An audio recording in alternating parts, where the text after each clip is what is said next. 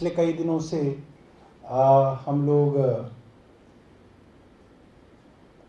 दिल्ली नगर निगम के अंदर भाजपा के पार्षदों के बारे में और भाजपा की जो सरकार चल रही है नगर निगमों के अंदर उसके बारे में आप लोगों को बता रहे थे और हमने कई पार्षदों के बारे में खुलासे किए कि किस तरह से वे भ्रष्टाचार के अंदर लिप्त हैं, रंगे हाथों पकड़े जा रहे हैं। और उस समय एक बेनिफिट ऑफ डाउट जो है वो पार्टी को जाता है कि पार्टी ने किसी को टिकट दिया, वो जीत के काउंसलर बन गया और अब वो भ्रष्टाचारी है, तो पार्टी जो है किसी के अंदर झांक के नहीं देख सकती कि वो भ्रष्टाचारी था और उसको उन्होंने टिकट दिया।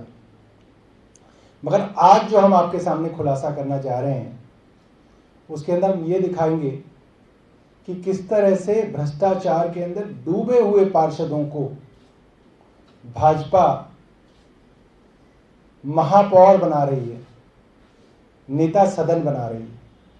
ये बहुत शर्म की बात है कि इतने सारे पार्षदों के अंदर भाजपा को सबसे ज्यादा भ्रष्टाचारी पार्षद ही दिख रहे हैं कि उनको इतने बड़े पदों पर नियुक्त किया जा रहा है। जाहिर सी बात है, एमसीडी के चुनाव आ रहे हैं तो चुनावों के लिए पैसा इकट्ठा करने की जिम्मेवारी जो है भाजपा ने अब इन नेताओं की लगाई है। तो आज हम भाजपा के महापौर मेयर इंद्रजीत शेरावत, वो नेता सदन है, अच्छा, नेता सदन जो है इंद्रजीत शेरावत के बारे में बताएंगे और महापौर जो है इनके मुकेश सुरयान उनके बारे में खुलासा करेंगे। तो सबसे पहले महिपालपुर के जो पार्षद हैं जिनको अभी अभी नेता सदन बनाया गया, भाजपा दल के ये नेता बनाए गए हैं इंद्रजीत शेरावत, उनके बारे में हम दिखाएंगे। तो ये जो पहला स्लाइड थी वो ये थी, भाजपा ने जब 2017 का चुनाव लड़ा था तो कहा था नए चेहरे नई उड़ान, दिल्ली मांगे कमल निशान, इससे पहले वाले पेज था ये। और इन्होंने सारे के सारे पार्षद भाजपा ने अपने बदल दिए थे क्योंकि सभी पार्षदों को जनता ना तो पसंद करती थी, बहुत बदनाम थे, बहुत सारे पार्षदों के ऊपर भ्रष्टाचार के गंभीर आरोप थे, मकान बनाने से लेकर दुकान खोलने तक सब में पैसे जो है खुल के मांगे जाते थे। तो सब जो है पुराने पार्षदों को बदल के नए चेहरों को लाया गया था। नेक्स्ट। तो अब ये प्रोफाइल है इंद्रजीत शेरावत का, ये महिपालपुर वार्ड 50S से पहली बार पार्षद चुने गए हैं और इस बार जो है ये इनको नेता सदन बनाया गया है। नेक्स्ट। मैं जो आपके सामने फैक्ट्स रखूंगा वो सारे के सारे डॉक्यूमेंटेड फैक्ट्स हैं, इसमें कोई आरोप नहीं है हमारा।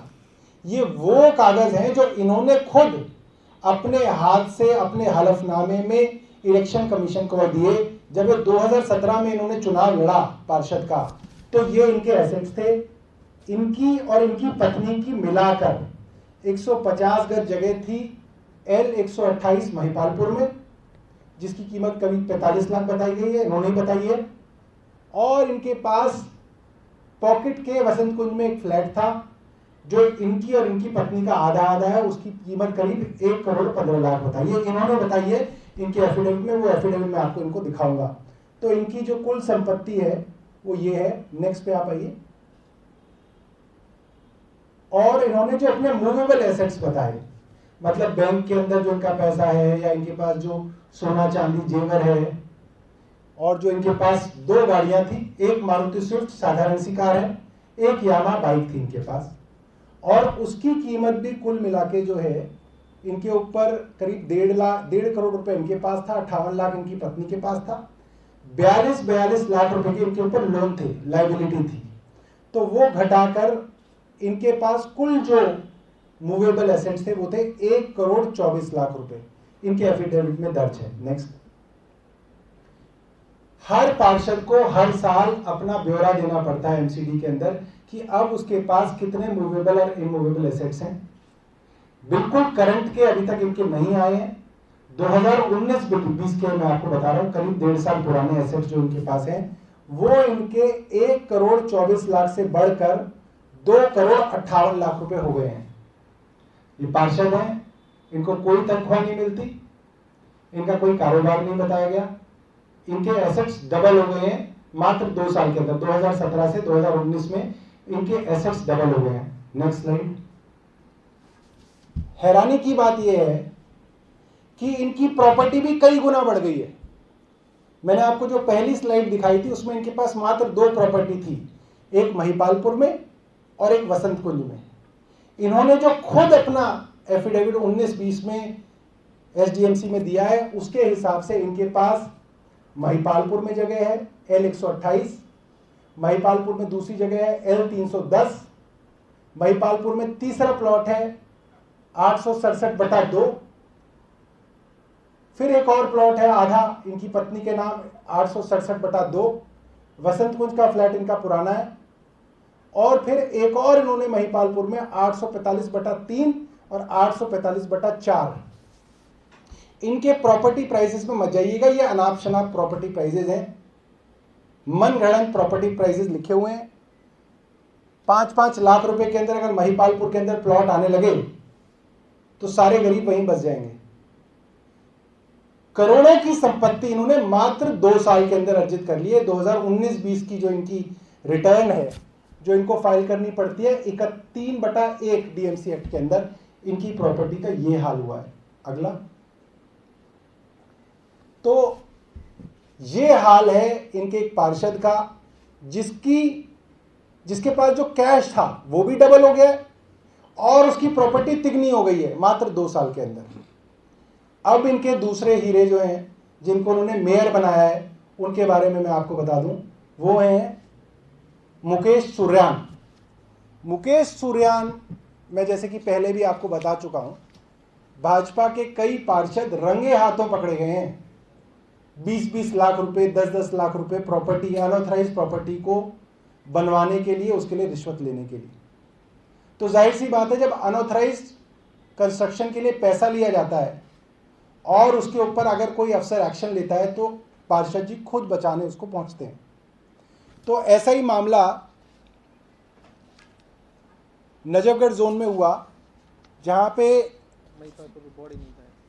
सेम वार्ड है, पुराने जो काउंसलर दिखा रहा था उनका वार्ड था, वहां पे मुकेश सुर्यान ने अनऑथराइज इलीगल कंस्ट्रक्शन के ऊपर सुप्रीम कोर्ट के आदेश पर एक्शन हो रहा था और इन्होंने वहां पे पहुंचकर अफसरों के साथ हाथापाई की, गाली गलौज की, जान से मारने की धमकी दी, अफसरों को भगाया। उसके बाद दोबारा अफसर गए, उनको इन्होंने फिर भगाया। तीसरी बार जोन के डिप्टी कमिश्नर विश्वेंद्र वहां पे गए और उन्होंने वहां पे उनसे भी बदतमीजी की और इन्होंने विश्वेंद्र जो वहां के डीसी थे उनका ट्रांसफर कराया। एमसीडी की इंजीनियर्स एसोसिएशन सुप्रीम कोर्ट पहुंची, सुप्रीम कोर्ट के अंदर ये सारी बात बताई गई। सुप्रीम कोर्ट के अंदर इनको मुकेश सुर्यान को बुलाया गया, इन्होंने वहां पर लिखित माफी मांगी। माफी के अंदर इन्होंने कुछ कंडीशन डाली तो सुप्रीम कोर्ट ने इनको फिर वहां पे डांटा और इनको यह कहा गया कि अगली बार आप अपना बैग लेके आना, आपको यहीं से सीधा तिहाड़ भेजेंगे। और फिर इन्होंने माफी मांगी, लिखित माफी मांगी, अनकंडीशनल अपॉलॉजी मांगी और सुप्रीम कोर्ट के कहने पर उस जोन के डीसी का तबादला जो कि इन्होंने कराया था उसको वापस नजफगढ़ जोन में ट्रांसफर किया गया। मैं आपको उस समय के कुछ अखबारों की सुर्खियां बता सकता हूं।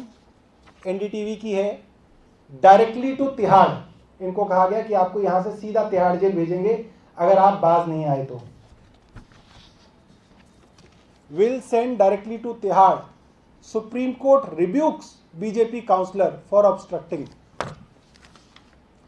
दादागिरी won't work, says Supreme Court, warns against threats to officials. Corporation engineers say BJP councillor blocking demolition. तो ये जो इन्होंने कल नेता सदन और महापौर बनाए हैं ये इनकी सच्चाई है और बहुत हैरानी की बात है कि इस तरीके के प्रवृत्ति के लोग भाजपा के अंदर अब लीडरशिप पे पहुंच रहे हैं।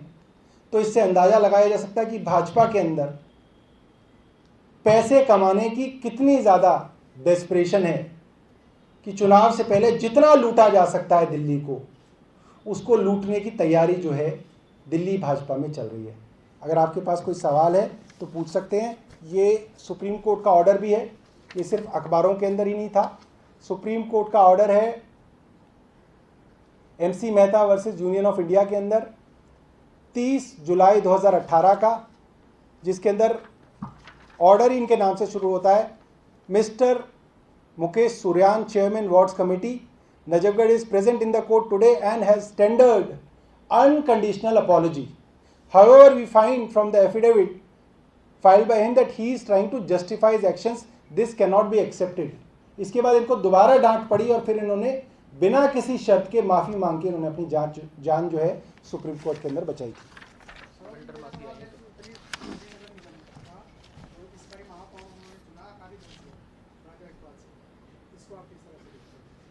देखिए, हमारा तो ये मानना है कि जिस तरीके से ये किसानों के खिलाफ काले कानून लाए गए, पूरी तरीके से अकाली दल और भाजपा की साठगांठ से कानून लाए गए थे।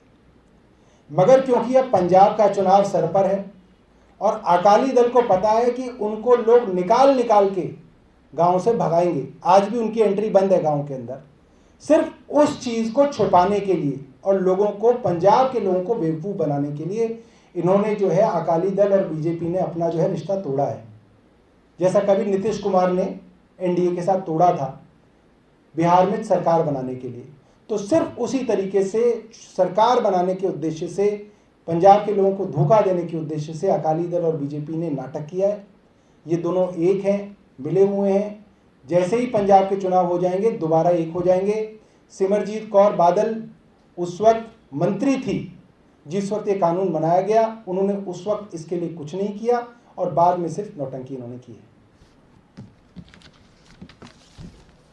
ये जो कागज़ हैं हम व्हाट्सएप पे जो है आपको भेज भी देंगे।